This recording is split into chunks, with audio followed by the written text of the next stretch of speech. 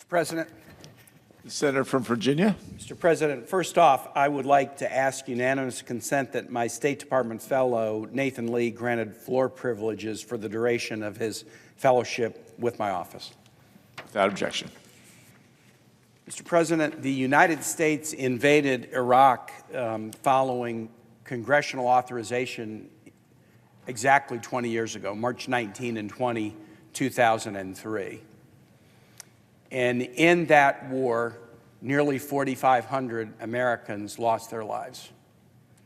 And more than 31,000 American troops were wounded, some grievously, who will carry that wound for the rest of their lives. Hundreds of thousands of Iraqi civilians were killed. I rise thinking about all of them as we come close to a vote to declare that these wars are over. It wasn't too long into the war when criticism of the decision to go to war began. There's no criticism of the heroism of the American troops who served ably, who did so well, who protected their colleagues, who protected civilian life the best they could. But there began to be criticism of the rationale for the war. Two of the rationales for this war were that Iraq had weapons of mass destruction. That was very convincing to many colleagues here. It turned out not to be true. And another of the rationales that was occasionally advanced was that Iraq had participated in the 9/11 attack. That proved not to be true. And so much of the analysis of the Iraq War looking backward over 20 years and lessons learned has focused upon the rationales advanced that turned out not to be true. But there was another challenge, and today is an effort in many ways to try to fix that challenge. And the challenge was this: we rushed into it. There were 4,500 who died, the 31,000 who were wounded, the hundreds of thousands of Iraqi civilians. What we have to contemplate is the reality that we rushed into a war. This body rushed into a war.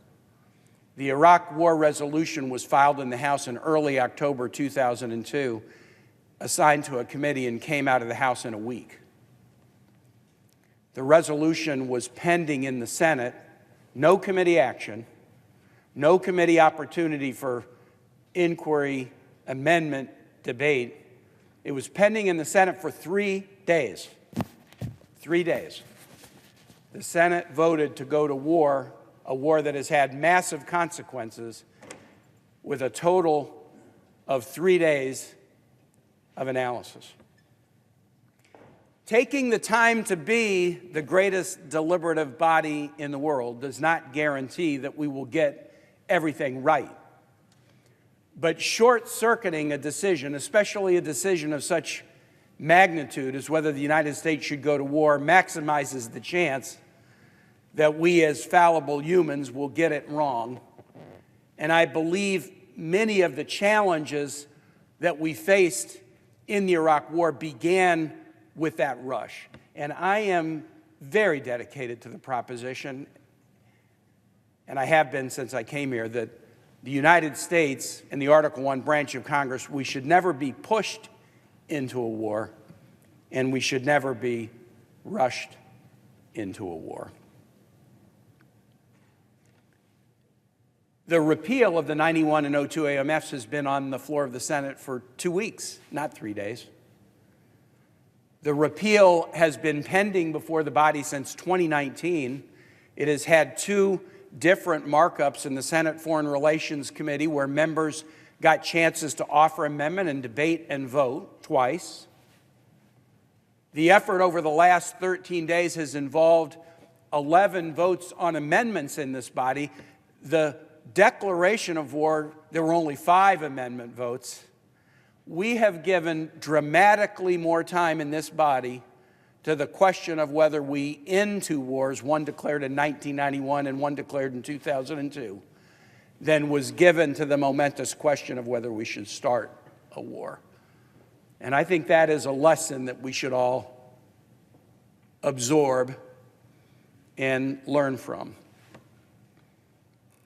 I want to thank my colleagues who have been so helpful in this regard. Senator Young has been such an able colleague in this path from the very day he came to this body and was assigned to the Senate Foreign Relations Committee. His bona fides, having worked with a great member of the Senate, Senator Lugar, his Marine service made him somebody who grabbed this issue immediately. I want to thank the Senate Foreign Relations Committee leadership, Senators Menendez and Risch, both of whom have cooperated to try to give this the attention and deliberation it deserves. I will say about Senator Risch, we've had disagreements along the way, but here's a man who knows how to disagree without being disagreeable. Curmudgeonly, yes, but not disagreeable. I also want to thank Senator Schumer for being committed to make this happen. To Senator Warner for his pep talks when I would get down about, how come I'm not able to convince anybody? He would give me pep talks, and I appreciated his comments. I appreciate the outside groups who have weighed in significant ways. American Legion, Concerned Veterans for America, the Friends National Committee on Legislation, so many others. And I very much want to thank my staff, many of whom are here, who have worked with me on this, and probably like Senator Warner at some points wondered why I was so obsessed about it, and can't we move on and do something else? But I learned early that I'm not going to get my way by looks, so I just better get it by persistence. And this has been one of those efforts where persistence has helped. And the passage of 20 years, and even the anniversary, the 20th anniversary, has kind of opened a reflective moment where I think we're moving in the right direction. Last thing I want to say is this. This is obviously very important to me personally on this topic, coming from a state that is so military in our focus, and proudly so. Being the father of a Marine, that makes a difference to me. But even if this debate were about another topic, I am so glad that we've just spent time deliberating, for gosh sake. Instead of rushing to a war in 3 days, we've had a very robust process of full committee consideration, of full Senate floor debate, of amendments, some that were easy and some that were really hard, some that were really close and some that weren't so close. We showed that we can operate in what I had never really experienced in the time I've been here, but what I've had glimpses of in this debate. We can operate according to sort of a regular order, the way we should do things. And regular order is kind of a phrase. Who knows what that means? It means deliberation.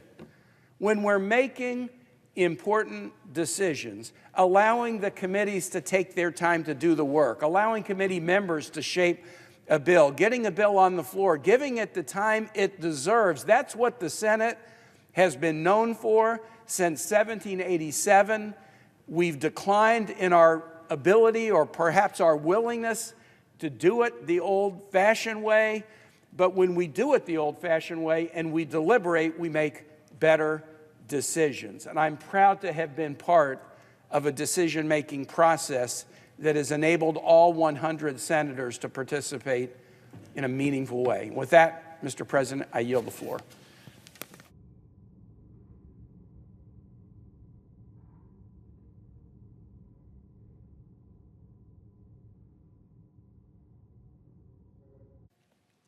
The senator from Idaho. Mr. President,